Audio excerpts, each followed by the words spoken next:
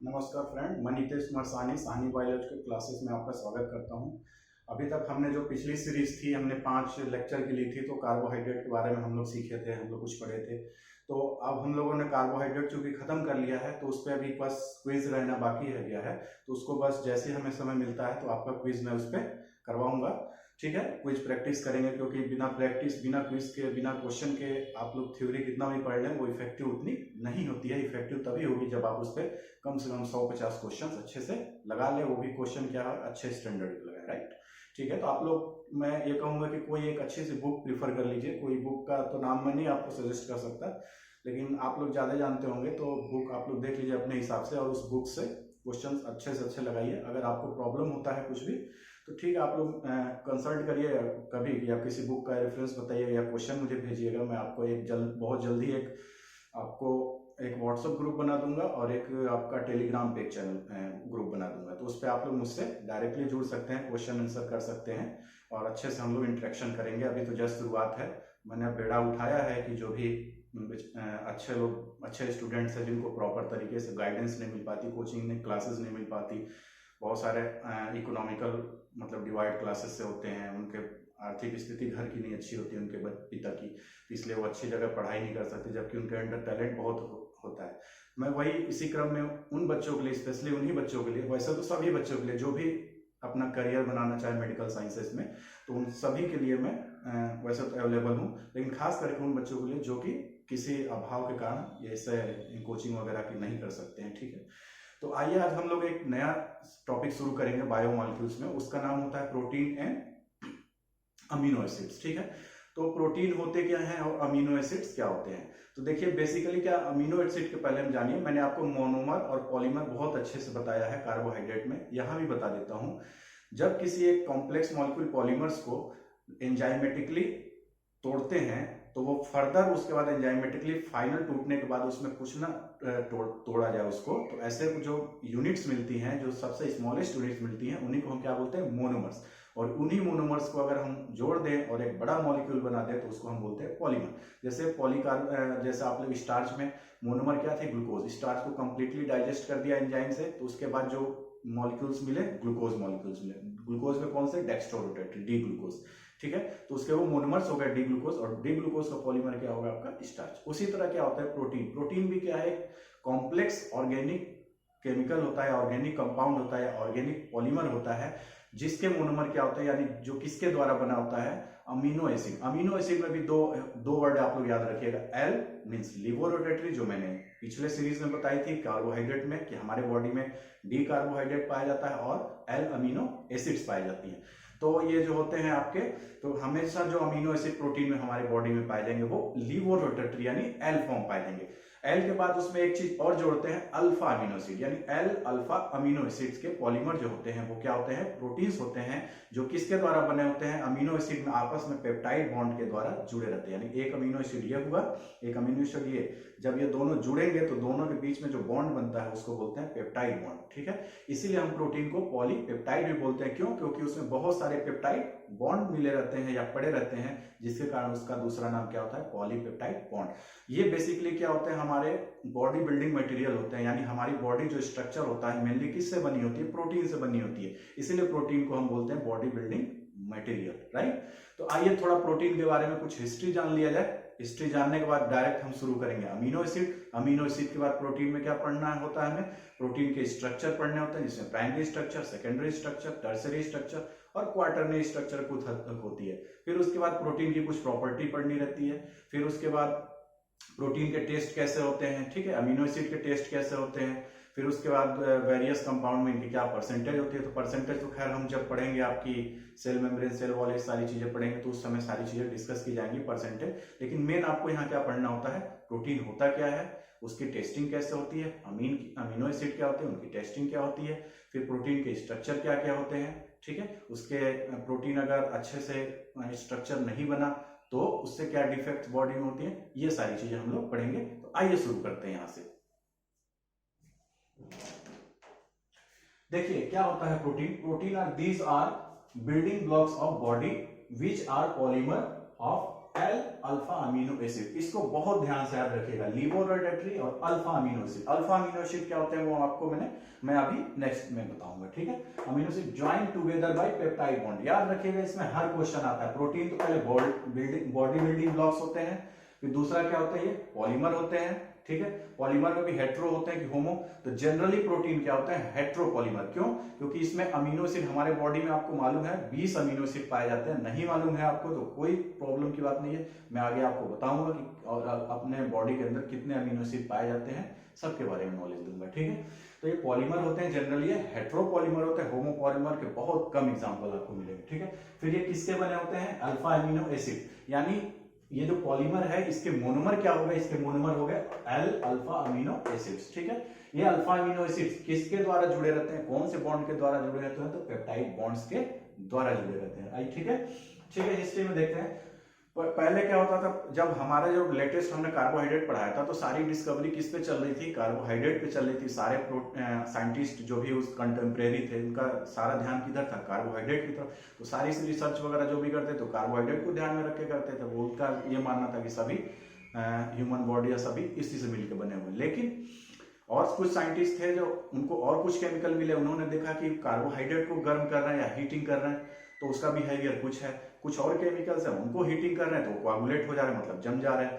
तो उन्होंने कहा कि ये कुछ जरूर अलग चीज है जो कि कार्बोहाइड्रेट से क्या डिफरेंटली बिहेव कर रहा है, इसका मतलब ये कंपाउंड में क्या है, कुछ अलग है। तो वही चीजें क्या बोल रहा है, proteins were called as different group of compounds which get coagulated when heating, ठीक है। ये किसने कहा था, Antoine Fourcroy et al, 18th century में इन्होंने ये चीज पता लगा लिया था, ठीक है। Protein were first described by GJ Mulder, ठीक है। तो जीजे मोल्डर जो थे प्रोटीन को सबसे पहले इन्होंने ही डिस्क्राइब किया था कि ये क्या होते हैं, फिजिकल प्रॉपर्टी कुछ बताया, वो केमिकल प्रॉपर्टी तो उतनी नॉलेज नहीं थी, तो फिजिकली प्रॉपर्टी जनरली इन्होंने बताई होगी, ठीक। इससे ज्यादा आपको जानने की जरूरत नहीं है। हाँ, ये पूछते हैं कि प्रोटीन टर्म या प्रोटीन नेम किसने दिया था, तो याद रखिएगा ये आपके क्वेश्चन बहुत पूछा जाता है, जे बर्जेलियस 1838 में इन्होंने दिया था, ठीक है। फिर उसके बाद होता है पॉलीपेप्टाइड।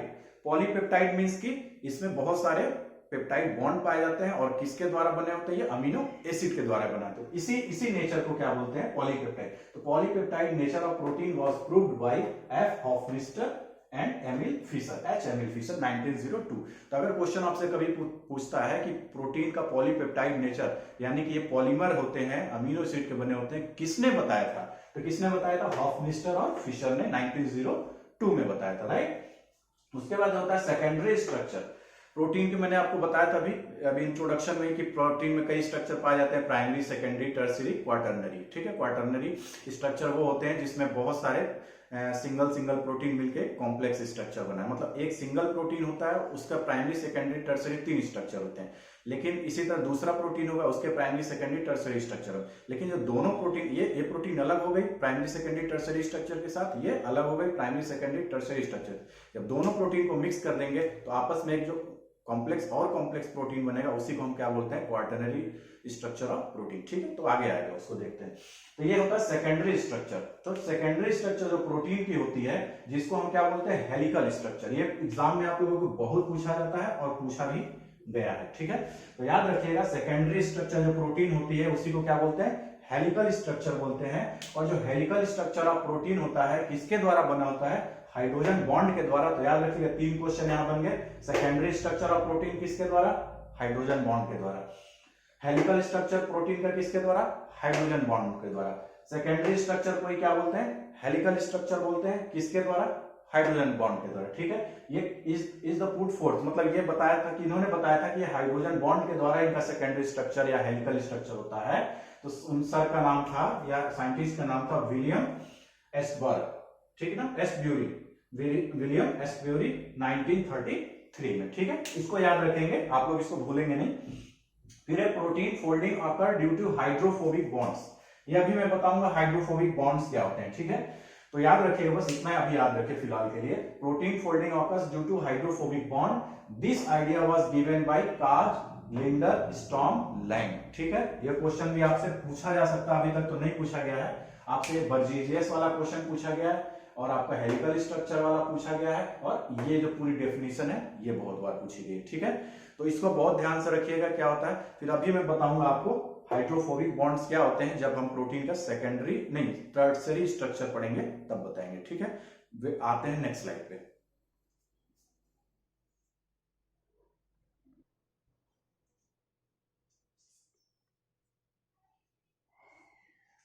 आइए नेक्स्ट स्लाइड पे देखते हैं। तो दो साइंटिस्ट और रह गए थे जो इंपॉर्टेंट हैं, उनके उनके बारे में जान लेते हैं।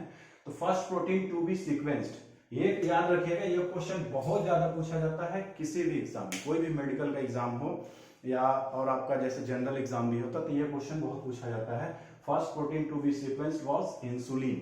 इंसुलिन जो प्रोटीन है, सबसे पहले जो सीक्वेंसिंग की गई थी प्रोटीन की, अभी मैं बताऊंगा सीक्वेंसिंग क्या होती है। तो सबसे पहले प्रोटीन की सीक्वेंसिंग की गई थी जिस प्रोटीन की, वो उसका नाम है इंसुलिन। इसको किसने किया था, तो साइंटिस्ट का नाम था फ्रेडरिक सेंगर या एफ सेंगर बोलते हैं। आपको ये मालूम होना चाहिए, जब इंसुलिन की बात आई है तो इंसुलिन आया तो फिर याद रखिएगा इसका काम क्या होता है, ब्लड शुगर लेवल को क्या करना होता है, कम करना होता है। यानी जैसे ब्लड में आपने खाना खाया, बहुत ज्यादा शुगर एक्यूमुलेट हो गया या डाइजेशन के बाद एब्जॉर्ब हो गया, तो क्या हो जाएगा, हाई शुगर होता है, बहुत ऑस्मोटिक प्रेशर जनरेट करता है और प्रॉब्लम क्रिएट करता है। ठीक है, किडनी वगैरह पे प्रेशर डालता है और आइज वगैरह प्रेशर डालता है अगर ये परमानेंट बना रहे। ठीक है, जिसको डायबिटीज बोलते हैं। तो क्या होता है, इंसुलिन क्या करता है, जो ब्लड ग्लूकोज लेवल है जो हाई हो जाता है तो उसको क्या करता है, डिपॉजिट करके मतलब ग्लाइकोजन में कन्वर्ट करने का काम करता है। यानी ग्लूकोज का लेवल को क्या कर देगा, कम कर देगा, और वो किस में जाएगा, सेल्स में पहुंच जाएगा, कुछ ग्लाइकोजन में कन्वर्ट होने के लिए चला जाएगा लीवर में। ठीक है, तो ये काम होता है। एक क्वेश्चन का भी पूछ देते हैं, इंसुलिन बनता कहाँ पे है। तो आपको मालूम होगा, एक एक्सोक्राइन ग्लैंड होती है या इंडोक्राइन वो तो होती है, वो दोनों एक्चुअली डाइजेस्टिव एंजाइम भी कुछ निकालती है और इंडोक्राइन ग्लैंड भी होती है। तो आपकी जो इंसुलिन होती है पैनक्रियाज एक होती है। तो पैनक्रियाज में क्या होती है, जो लीफ लाइक स्ट्रक्चर होता है, कुछ सेल्स होते हैं बीटा सेल्स ऑफ उसको क्या बोलते हैं एग्जैक्ट मुझे नहीं याद है। ठीक है, तो बीटा सेल्स ऑफ पैनक्रियाज जो होते हैं उसके द्वारा जो क्या होता है, इंसुलिन का फॉर्मेशन होता है। ठीक है, वो आगे हम पढ़ेंगे।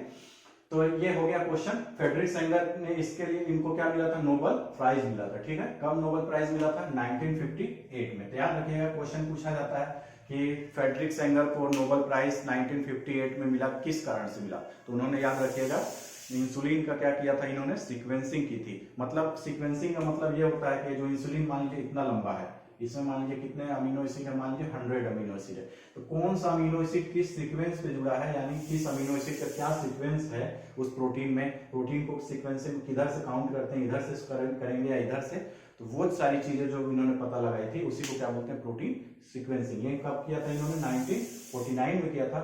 और आपको देखिए 8 साल बाद 9 साल बाद इनको क्या मिला था, नोबेल प्राइज मिला था इनके वर्क को, क्योंकि वो बहुत एडवांस वर्क था उस समय के हिसाब से। ठीक है, the first protein structure was solve. सबसे पहले प्रोटीन, इन्होंने तो सीक्वेंस बताया था, लेकिन जैसे प्रोटीन सीक्वेंस तो बता दिया, सीक्वेंस प्रोटीन जो सीक्वेंस होती है उसी को क्या बोलते हैं, प्राइमरी स्ट्रक्चर। लेकिन जो ओरिजिनल स्ट्रक्चर है प्रोटीन, हमेशा ऐसे नहीं है कि एक बार थ्रेड बन गया तो थ्रेड हमेशा सीधा रहेगा। जैसे वो होगा उनके बीच हाइड्रोजन बॉन्ड बनेगा, सल्फाइड बॉन्ड बनेगा, और सारे भी इंटरेक्शन होते हैं, वांडर वाल फोर्स भी आते हैं, तो क्या हो जाएगा, कॉम्प्लेक्स। जैसे उस तरह से मान लीजिए बड़ा सा आपके पास धागा है, धागा आपने पंखा चला के छोड़ दिया तो क्या हो जाएगा, ऐसे उलझ के एक कॉम्प्लेक्स स्ट्रक्चर बना देगा गोल सा। तो उसी को क्या बोलते हैं, प्रोटीन स्ट्रक्चर, जो स्टेबल होता है। ठीक है, तो वो स्ट्रक्चर सबसे पहले किस प्रोटीन का खोजा गया था, स्ट्रक्चर को मतलब उसका बारे में बताया गया था कि ये स्ट्रक्चर, ये प्रोटीन है, ऐसा स्ट्रक्चर बनाती है।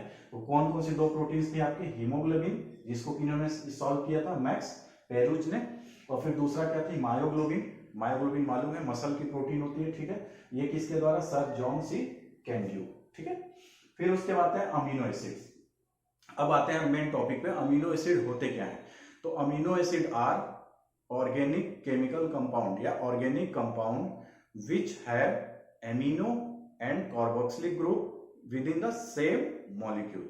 यानी वो कंपाउंड, ऑर्गेनिक कंपाउंड हो गए जिनमें क्या होगा, एमीन ग्रुप यानी NH2 ग्रुप, और क्या है, कार्बोक्सिलिक ग्रुप COOH ग्रुप, दोनों क्या हो जाएंगे, सेम मॉलिक्यूल के अंदर अगर पाए जाते हैं तो ऐसे कंपाउंड को हम क्या बोलते हैं, अमीनो एसिड।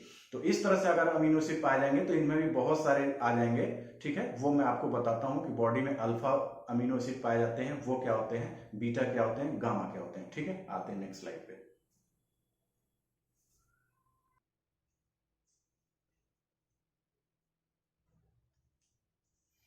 अब हम लोग अमीनो एसिड के बारे में बात कर रहे हैं। ठीक है, तो अब हम लोग बात करेंगे कि अमीनो एसिड क्या होते हैं। तो मैंने आपको बता दिया ऑर्गेनिक कंपाउंड जिसमें एमीन ग्रुप और कार्बोक्सिलिक ग्रुप क्या होते हैं, सेम कंपाउंड के अंदर जुड़े होते हैं। ठीक है, तो देखिए यहाँ पे लिखे की elements of amino acids are carbon, hydrogen, oxygen and nitrogen. याद रखिएगा ये नाइट्रोजन बहुत इंपॉर्टेंट है, क्वेश्चन कभी भी पूछा जाता है तो की एलिमेंट के लिए कार्बन, हाइड्रोजन, ऑक्सीजन के लिए नहीं पूछा जाता। वो क्वेश्चन किसके लिए पूछते हैं, हमेशा और हमेशा नाइट्रोजन के लिए। तो अगर पूछते हैं कि नाइट्रोजन में खास क्या होता है, नहीं अमीनो एसिड में खास क्या होता है, तो याद रखिएगा आंसर क्या होगा वहां पे, नाइट्रोजन। क्योंकि कार्बन, हाइड्रोजन और ऑक्सीजन तो कार्बोहाइड्रेट में भी होते हैं, आपके फैट्स में भी होते हैं और बहुत सारे केमिकल्स कंपाउंड में होते हैं। ठीक है, तो वो स्पेशली किसके लिए पूछते हैं, वो नाइट्रोजन के लिए। तो याद रखिएगा उसका आंसर नाइट्रोजन रहेगा। इसके साथ नाइट्रोजन ऑप्शन दिया तो वही आंसर रहेगा, लेकिन सिर्फ अलग अलग चारों ऑप्शन दिया है तो क्या रखेंगे आंसर, नाइट्रोजन। ठीक है, फिर our body contains 20 types of alpha amino acid. हमारी बॉडी के अंदर, जो कि एक क्वेश्चन ये बहुत पूछा जाता है, याद रखिएगा, इसको मार्क कर लीजिएगा कि हमारे बॉडी के अंदर कितने अमीनो एसिड्स पाए जाते हैं। तो देखिए आपको मैं बता देता हूं सिंपली, हमारे बॉडी के अंदर जो अमीनो एसिड की संख्या पाई जाती है वो 20 से बहुत ज्यादा होती है, 300, 350, 500 इतने तक होती है। लेकिन उसमें अंतर क्या होते हैं, जो प्रोटीन बनाने में पार्टिसिपेट करते हैं अमीनो एसिड, उनको हम बोलते हैं प्रोटीनोजेनिक अमीनो एसिड। क्या बोलते हैं, proteinogenic amino acid. Proteino means protein, genic मतलब टू सिंथेसाइज, प्रोटीन को सिंथेसाइज करने वाला अमीनो एसिड हमारे बॉडी में जो होते हैं वो सिर्फ और सिर्फ कितने होते हैं, 20। तो याद रखिएगा क्वेश्चन पूछे कि हमारी बॉडी में कितने तरह के अमीनो एसिड्स पाए जाते हैं, तो कंफ्यूजन की जरूरत नहीं है। अब बाकी सारे भूल जाइए, सिर्फ और सिर्फ कितना याद रखेंगे, 20। क्योंकि वो क्वेश्चन किसके रेफरेंस में पूछते हैं, प्रोटीन्स के रेफरेंस में पूछते हैं। अगर क्वेश्चन आपसे साफ साफ कहे कि हमारे बॉडी में प्रोटीन के सिंथेसाइज करने वाले अमीनो एसिड के अलावा भी और अमीनो एसिड पाए जाते हैं, उनकी संख्या कितनी है, तो वो 20 से ज्यादा होगी। ठीक है ना, मान लीजिए 300 प्लस होते हैं, 300 प्लस। ठीक, तो याद रखिएगा। फिर क्या देखें, ये क्या कहते हैं, our body contains 20 alpha amino acid. याद रखिएगा अल्फा, ये वर्ड याद रखिएगा। ठीक है, एक एल और एक अल्फा, ये दोनों वर्ड आपको याद रखना, L and alpha. Amino acid which take part in synthesis of protein या पॉलीपेप्टाइड। देखिए प्रोटीन और पॉलीपेप्टाइड जनरली हम सिनोनिम्स यूज करते हैं, लेकिन दोनों में बहुत डिफरेंस होता है। प्रोटीन क्या हो जाती है, जो बहुत हाई मॉलिक्यूलर वेट की जो प्रोटीन पॉलीपेप्टाइड होती है उसको हम क्या बोलते हैं, प्रोटीन, जिसके अंदर मतलब जनरली 500, 1000 से ऊपर अमीनो एसिड्स पाए जाते हैं या 10,000 इस टाइप के, तो उसको क्या बोलते हैं, प्रोटीन्स। और जिनके में 1000 से कम अमीनो एसिड या 500 से कम अमीनो एसिड्स पाए जाते हैं जिन प्रोटीन्स या पॉलीपेप्टाइड में, उनको हम क्या बोलते हैं, पॉलीपेप्टाइड। याद रखिएगा हम सेम वर्ड यूज करते हैं, लेकिन जब स्पेसिफिकली क्वेश्चन पूछे तो प्रोटीन, पॉलीपेप्टाइड्स हमेशा इनका मॉलिक्यूलर वेट प्रोटीन्स का ज्यादा होगा। क्यों, क्योंकि इनके अंदर अमीनो एसिड की नंबर या संख्या क्या होती है, बहुत ज्यादा होती है, कई गुना ज्यादा होती है, अनलिमिटेड। यानी मान लीजिए कि 1000 से ऊपर जितने भी हैं सारे प्रोटीन कहे जाएंगे, और 1000 अमीनो एसिड से कम वाले हैं सभी को क्या बोला जाएगा, पॉलीपेप्टाइड। ये जानते रहिएगा, अदरवाइज कोई जरूरत नहीं है ज्यादा। ठीक है, टिपिकल स्ट्रक्चर, टिपिकल क्या बोलते हैं, मतलब वो स्ट्रक्चर जो सभी अमीनो एसिड में कॉमन हो। ठीक है, तो देखिए क्या है, यहाँ पे एक हमने कंपाउंड बनाया है, ये क्या नीचे लिख दिया सबसे आर ग्रुप। ठीक है, इस पे स्टार लगा हुआ है। दूसरा एक बीच में सेंटर में कार्बन है, इधर क्या है आपकी एमीन ग्रुप, इसको बोलेंगे एमीन। इधर आपकी एमीन ग्रुप है, इधर आपकी क्या है, कार्बोक्सिलिक ग्रुप, जिसको फंक्शनल ग्रुप बोलते हैं, कार्बोक्सिलिक ग्रुप। जीपी लिखता हूं मींस ग्रुप, ए लिखता हूं मींस अमीनो एसिड। ठीक है, ये याद रखिएगा थोड़ा। एसटीआर में कहीं पे लिखूंगा, एसटीआर का मतलब स्ट्रक्चर, SYN लिखूं इसका मतलब सिंथेसिस। इस टाइप को थोड़ा वर्ड थोड़े शॉर्ट में याद रखिएगा।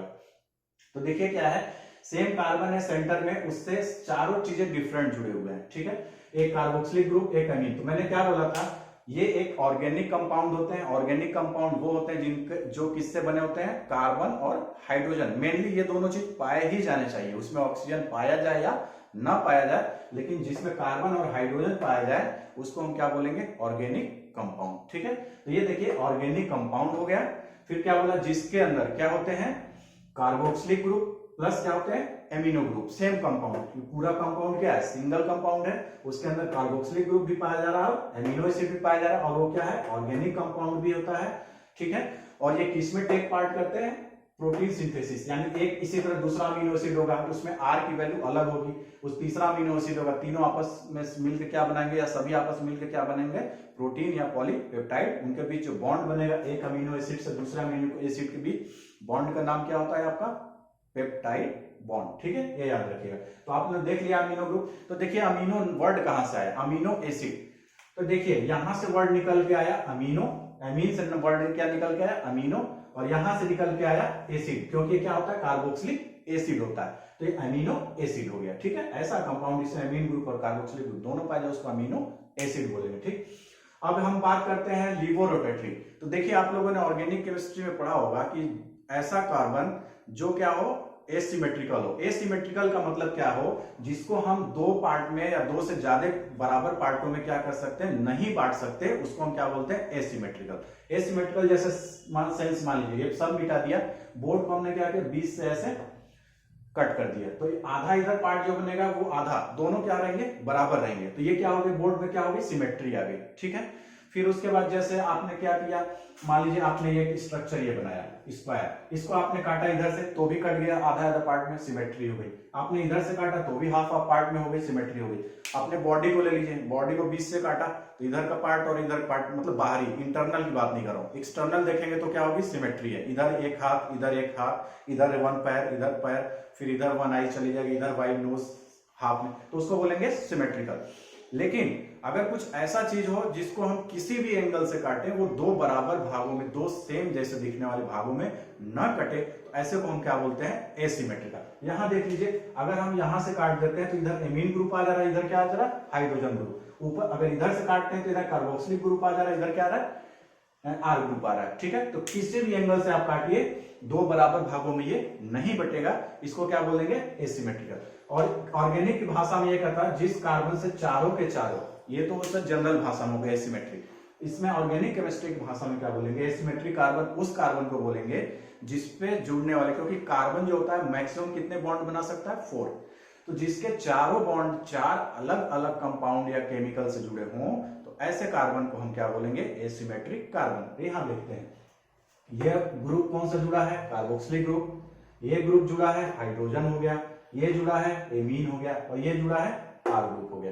तो बताइए इससे चारों जो लोग जुड़े हुए हैं, चारों केमिकल्स क्या है, या एलिमेंट क्या है, या कंपाउंड क्या है, या मॉलिक्यूल क्या है, चारों के चारों एक दूसरे से बिल्कुल अलग है, इसलिए ऐसे कार्बन को क्या बोलेंगे, एसिमेट्रिक कार्बन। और याद रखिएगा, जो भी एसिमेट्रिक कार्बन होता है उसके अंदर एक प्रॉपर्टी होती है कि वो प्लेन पोलराइज्ड लाइट, जो मैंने आपको कार्बोहाइड्रेट में बताया है क्या होती है, प्लेन पोलराइज्ड लाइट को अगर उनके थ्रू गुजारा जाएगा तो वो क्या कर देंगे, या तो लाइट को लेफ्ट में घुमा देंगे यानी लिवो रोटेटरी, या लाइट को राइट में घुमा देंगे यानी डेक्स्ट्रो रोटेटरी। तो याद रखिएगा, हमारी बॉडी में जो भी अमीनो एसिड्स पाए जाते हैं या अल्फा अमीनो एसिड्स पाए जाते हैं वो किस फॉर्म में होते हैं, एल फॉर्म में होते हैं। एल यानी लिवो रोटेटरी, यानी लाइट को किधर डेविएट करेंगे या मोड़ेंगे, लेफ्ट की साइड में। ये क्वेश्चन भी आपसे पूछ सकता है, अगर ये ऐसा ना पूछे तो बॉडी में ऐसे क्वेश्चन घुमा के ट्विस्ट करके अगर उनको पूछना होगा कि हमारे बॉडी में जो भी अल्फा अमीनो एसिड्स पाए जाते हैं यानी प्रोटीन सिंथेसिस में, वो लाइट को, प्लेन पोलराइज्ड लाइट को किधर मोड़ते हैं, तो क्या आंसर होगा, चूंकि एल फॉर्म पाए जाते हैं यानी लिवो रोटेटरी, इसका मतलब किधर लाइट को मोड़ेंगे, प्लेन पोलराइज्ड लाइट को लेफ्ट में मोड़ेंगे। राइट, ये क्वेश्चन याद रखिएगा। ठीक है, अब देखिए ये जो आर ग्रुप है, अमीनो एसिड में कोई भी अमीनो एसिड आप ले लेंगे तो ये चीज सेम पाई जाएगी, ये चीज सेम पाई जाएगी, और ये भी चीज क्या पाई जाएगी, सेम। यानी ये तीन चीज क्या हो जाएंगी, कॉमन होगी। जो अलग होगी वो क्या होगी, ये आर ग्रुप। आर ग्रुप का मतलब हम यहाँ पे क्या लिख सकते हैं, CH3 लिख सकते हैं, हम यहाँ पे क्या लिख सकते हैं, C2H5 लिख सकते हैं, हम यहाँ पे क्या लिख सकते हैं, यहाँ पे एक बेंजीन रिंग जोड़ सकते हैं, कुछ भी कर सकते हैं। यानी ये आर ग्रुप क्या होगा, सभी अमीनो 20 अमीनो एसिड है, 20 अमीनो में ये जो आर ग्रुप होगा वो क्या होगा, बिल्कुल अलग होगा। अब चूंकि ये सारी चीजें सेम है और ये चीजें क्या है, अलग है, तो अमीनो एसिड को एक दूसरे से अलग बनाने वाली चीज कौन सी है, यही पूछी जाती है। अमीनो एसिड की स्पेसिफिसिटी होती है या उसका स्पेशल कैरेक्टरिस्टिक होता है, किसको एट्रीब्यूट किया जाता है, किसके द्वारा होता है। तो याद रखिएगा, चूंकि अमीनो एसिड में ये तीनों चीज सेम है तो इनके द्वारा सारी प्रॉपर्टी क्या हो जाएगी, सेम। अलग क्या है उनमें, सिर्फ और सिर्फ आर ग्रुप है, तो आर ग्रुप होने अलग होने के कारण अमीनो एसिड की जो स्पेसिफिक प्रॉपर्टी होती है वो किसके कारण हो जाएगी, आर। ये क्वेश्चन आप लोगों के एग्जाम में बहुत पूछा जाता है, नोट करके इसको आप लोग लिख लेंगे कि specificity of amino acid is attributed to the side chain, इसी को साइड चेन भी बोलते हैं, दैट इज आर ग्रुप। ठीक है, यानी हर अमीनो एसिड में आर ग्रुप क्या होता है, बिल्कुल अलग होता है, जिसके कारण अमीनो एसिड की केमिकल और फिजिकल प्रॉपर्टी क्या हो जाती है, एक दूसरे से अलग हो जाती है। इसी को बोलते हैं स्पेसिफिसिटी ऑफ अमीनो एसिड। और किसके कारण हो रही है, आर ग्रुप के कारण। यानी स्पेसिफिसिटी ऑफ अमीनो एसिड या अमीनो एसिड का स्पेशल कैरेक्टर यानी केमिकल एंड फिजिकल कैरेक्टर किसके द्वारा होता है या किसको एट्रीब्यूटेड है, तो ये हो जाएगा आर ग्रुप। ठीक है, आइए हम जानते हैं अल्फा अमीनो एसिड्स क्या होते हैं। राइट,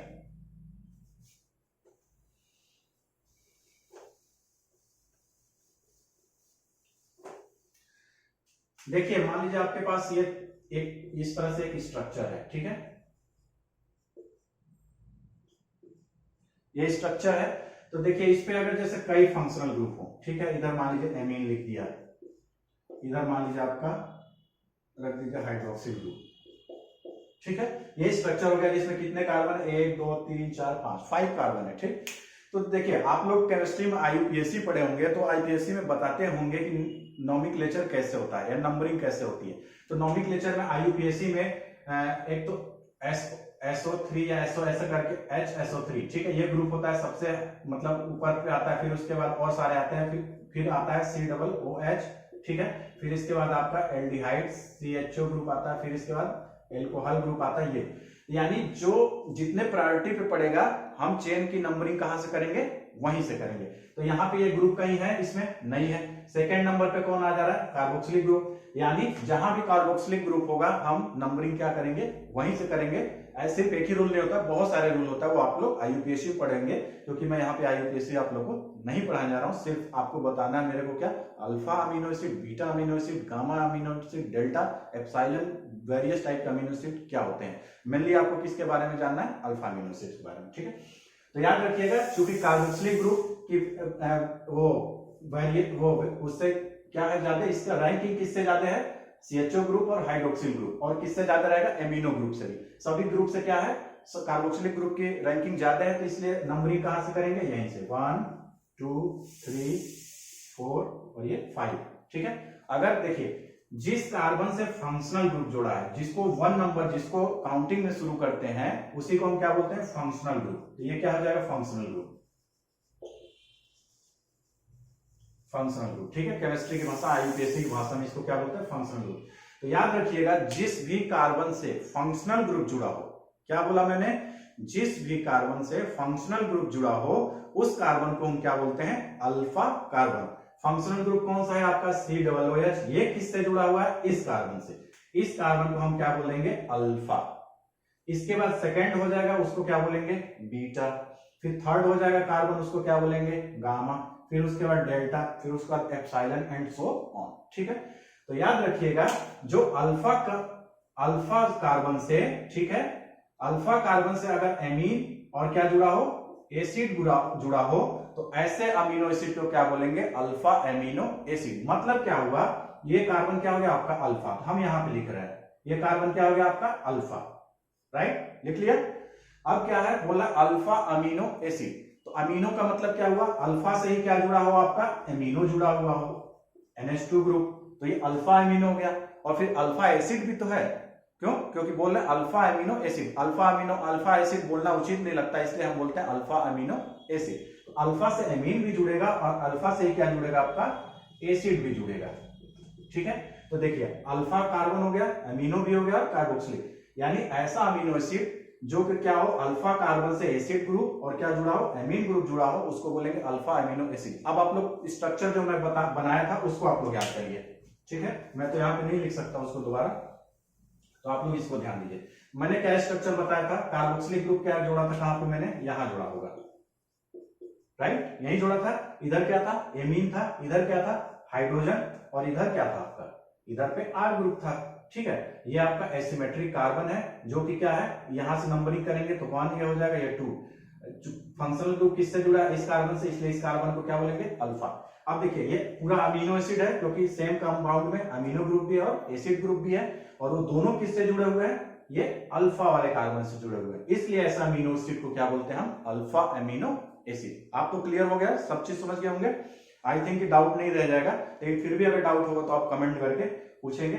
ठीक है, तो आज की क्लास हम यहीं पे वाइंड अप करते हैं। इसके बाद हम नेक्स्ट लेक्चर जो भी लेंगे तो उसमें आपको फर्दर अमीनो एसिड के बारे में बताएंगे। अमीनो एसिड जो 20 हमारे बॉडी में पाए जाते हैं, इसके अलावा कुछ और भी अमीनो एसिड बताए जाएंगे जो कि प्रोटीन सिंथेसिस में नहीं पार्टिसिपेट करते हैं, या कुछ ऐसे अमीनो एसिड के नाम भी बताएंगे जो प्रोटीन में पार्टिसिपेट करते हैं, लेकिन वो क्या होते हैं, वो 20 के ग्रुप में नहीं आते, यानी अल्फा अमीनो एसिड वो नहीं आते, वो इनसे थोड़ा क्या होते हैं, अलग होते हैं, जो कि उनको अनकॉमन टाइप का अमीनो एसिड बोलते हैं। उनके बारे में हम बताएंगे, ठीक है।